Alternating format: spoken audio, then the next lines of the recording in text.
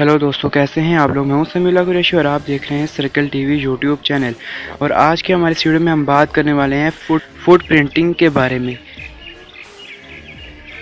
ये ethical hacking की एक बहुत ही ज़्यादा यूजफुल टर्म है और इसको आज हम जानेंगे कि ये क्या होता है। ज़्यादा डिटेल में नहीं जाएंगे, सिर्फ जनरल नॉलेज गेन करेंगे। तो चलिए वीडियो स्टार्ट करते हैं। Food printing is a part of reconnaissance process which is used for gathering possible information about a target computer system or network.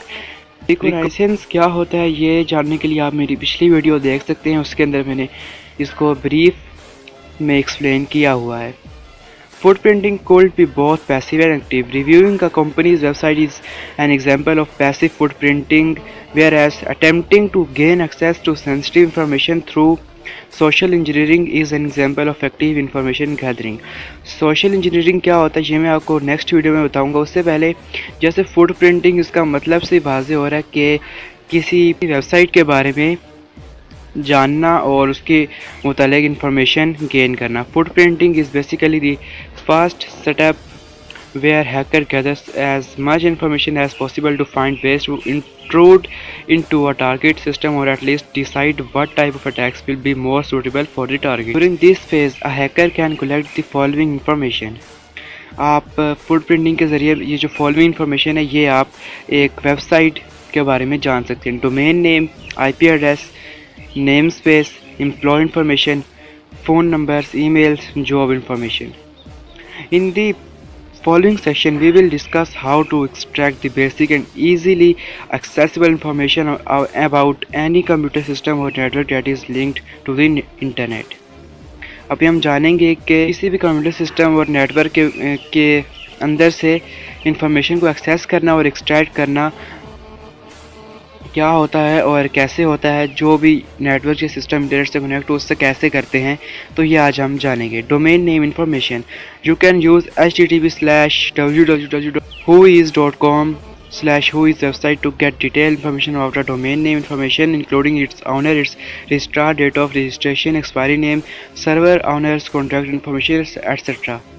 ये वेबसाइट है, इसके ऊपर आप जाएंगे तो आपको डिटेल्ड इंफॉर्मेशन मिल जाएगी अबाउट अ डोमेन नेम, उसके ऑनर के बारे में, रजिस्ट्रार के बारे में, date of registry, expiry, name, server का जो है वो नाम। आपको पता है जितना डेटा स्टोर होता है वो सर्वर के ऊपर स्टोर होता है। तो ऑनर्स, कॉन्टैक्ट इन्फॉर्मेशन, एट्सेट्रा।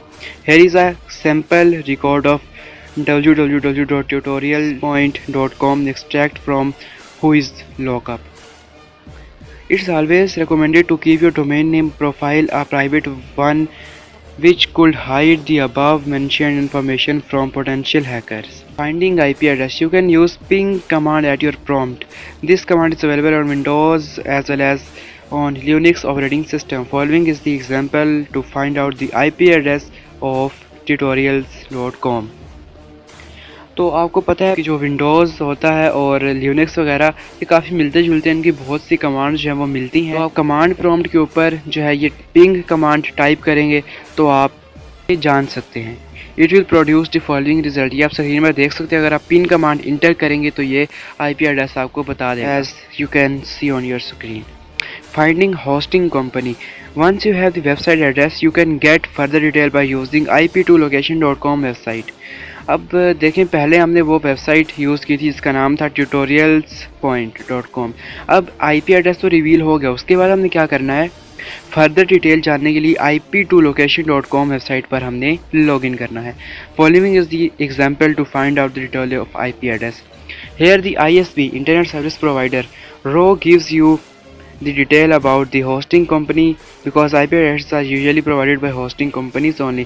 अब जो आपका ISP है वो आपको डिटेल देगा होस्टिंग कंपनी की IP के बारे में, क्योंकि जो IP एड्रेस होता है वो ज़्यादातर जो हमारी होस्टिंग कंपनीज होती हैं वही देती हैं। आपको IP एड्रेस के बारे में नहीं पता तो मैंने कंप्लीट इन्फॉर्मेशन दी है मेरी एक पिछली वीडियो में। IP एड्रेस और MAC एड्रेस के बारे में लिंक जो है वो आई बटन पर मिल जाएगा, वहाँ से जाकर देख सकते हैं। Quick fix: if a computer system or network is linked with the internet directly, then you cannot hide the IP address and the related information such as the hosting company, its location, ISP, etc. अब देखें, जैसे network एक होता है जो LAN होता है, local area network, जो एक कंपनी और ऑर्गेनाइजेशन के आपस में कंप्यूटर जुड़े होते हैं।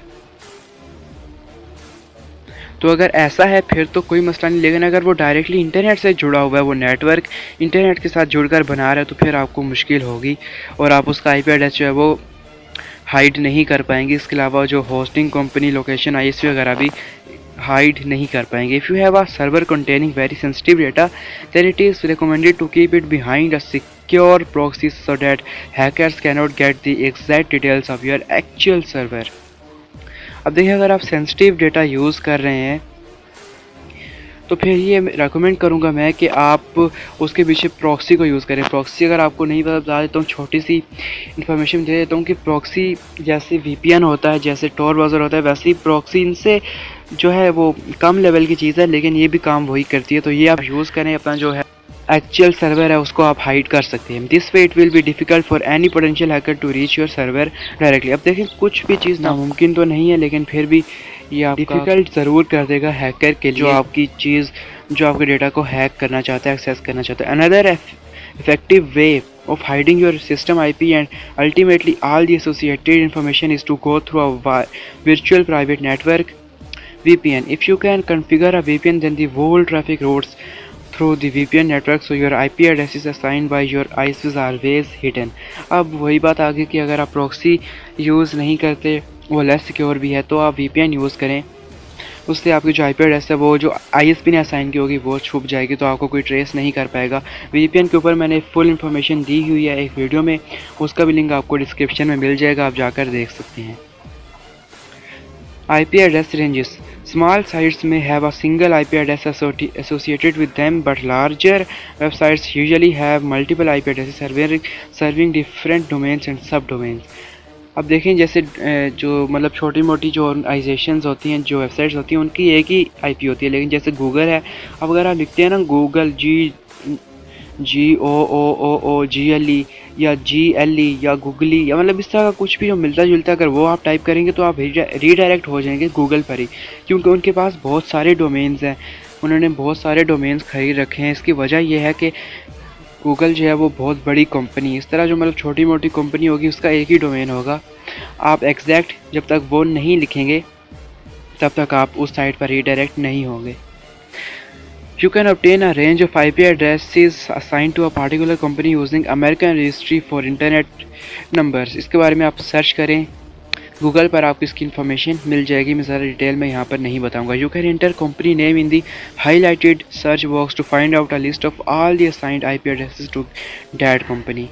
आप जब उस वेबसाइट पर जाएंगे तो हाईलाइटेड सर्च बॉक्स होगा, वहाँ पर कंपनी का नाम लिखेंगे तो उसको असाइन हुई जितनी भी IP इंटरनेट प्रोटोकॉल एड्रेसेस हैं वो सारे वहाँ पर शो हो जाएंगे। History of the website. It is very easy to get a complete history of any website using www.archive.org. अब अगर आपको किसी वेबसाइट की हिस्ट्री जाननी है तो आप इस साइट पर जाएं, आपको उसकी हिस्ट्री मिल जाएगी। You can enter a domain name in the search box to find out how the website was looking at a given number of time and what were the pages available on the website on different dates. कितने pages उसके ऊपर available हैं और वो कैसी दिखती है इस टाइम में और उसकी हिस्ट्री क्या है, ये सब कुछ आप जान पाएंगे। Though there are some advantages of keeping your website in an archive database, but if you do not like anybody to see how your website progressed through different stages, then you can request archive.org to delete the history of your website. अब देखें, ये archive.org जो है ये legal company है और ये पूछ के ही आपकी चीज़ें जो है वो आपकी हिस्ट्री जो है आपकी वेबसाइट की स्टोर करेगी। अगर आप इसको मना कर देते हैं तो ये वहाँ से डिलीट कर देगी, तो कोई भी देख नहीं पाएगा आपकी कंपनी ने कितनी प्रोग्रेस की है, क्या क्या स्टेजेस को कंप्लीट किया है, वो कोई नहीं देख पाएगा अगर आप इस वेबसाइट के ओनर को कांटेक्ट करते हैं और इनको हटाने का बोलते हैं अपना डेटा। तो ये एक लीगल वेबसाइट है। यहाँ पर मैं फिर से आपको बोल दूँ कि ये जस्ट एजुकेशन पर्पज़ के लिए, इसलिए मैं ज़्यादा इन्फॉर्मेशन नहीं दे रहा। इसके अलावा अगर आपको समझ नहीं आई फुटप्रिंटिंग आज की वीडियो, तो मेरी पुरानी वीडियोस जाकर देखें। जब तक वो नहीं देखी, उसके बारे में रिसर्च नहीं किया, तो आपको ये समझ नहीं आएगी। तो मैं मिलूँगा आपको नेक्स्ट वीडियो में, तब तक के लिए गुड बाय। अपना ख्याल रखिएगा और सब्सक्राइब करते जाइए सर्कल TV यूट्यूब चैनल को, क्योंकि इस तरह की इथिकल हैकिंग रिलेटेड वीडियोस मैं लाता रहता हूँ। Good bye.